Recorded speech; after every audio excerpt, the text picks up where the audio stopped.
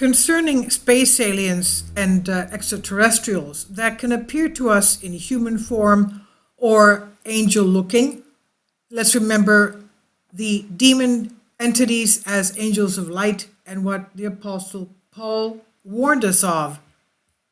As he says in 2 Corinthians 11:14, "For such men are false apostles, deceitful workers, masquerading as apostles of Christ. And no wonder, for Satan himself masquerades as an angel of light. So it's not surprising then if his servants masqueraded as servants of righteousness, their end will correspond to their actions."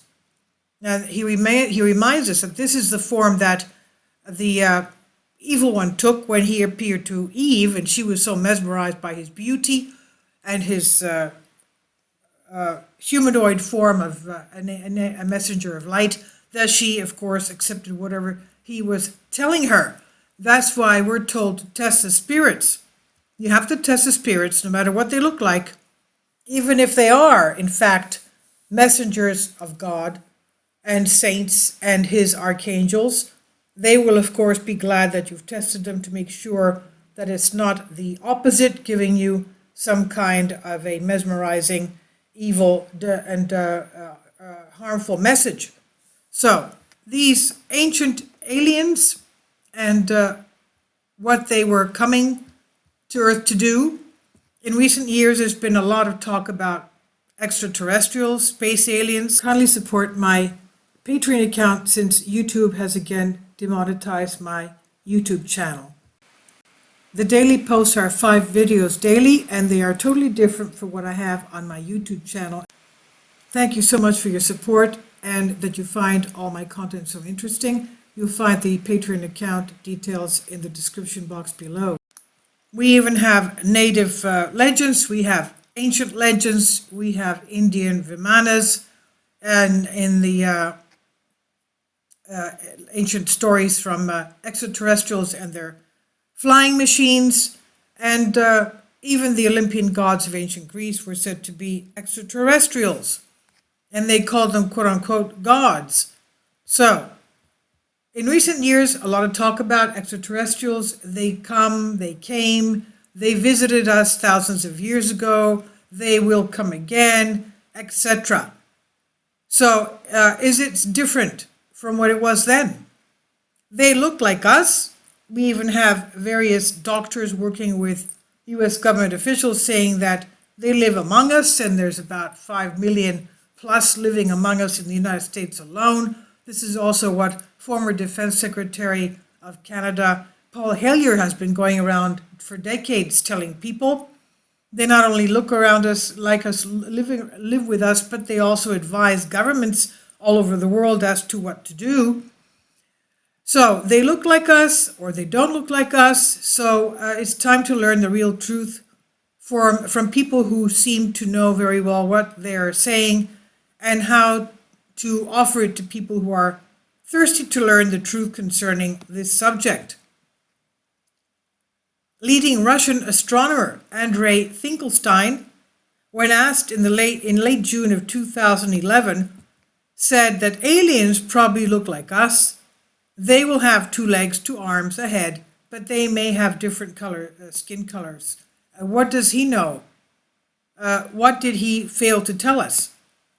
According to the information of Margarita Troitsina in the English version of Pravda, almost a month earlier in the edition of April 6, 2011 by Andrei Finkelstein, things are a little different if we take into account as true the testimonies of people who were found in space.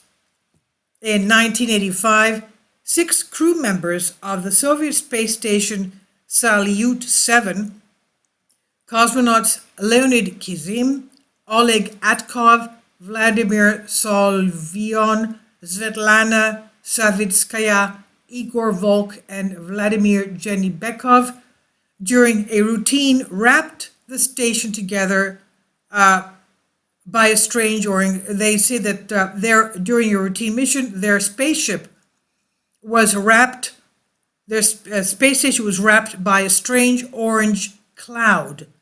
The flash of bright light blinded all the cosmonauts for a moment, and as soon as they could see again, the cosmonauts saw 7 silhouettes outside of their spacecraft. The aliens, they said, looked like humans, but they were taller. They also had large wings behind their backs and a bright halo over their heads.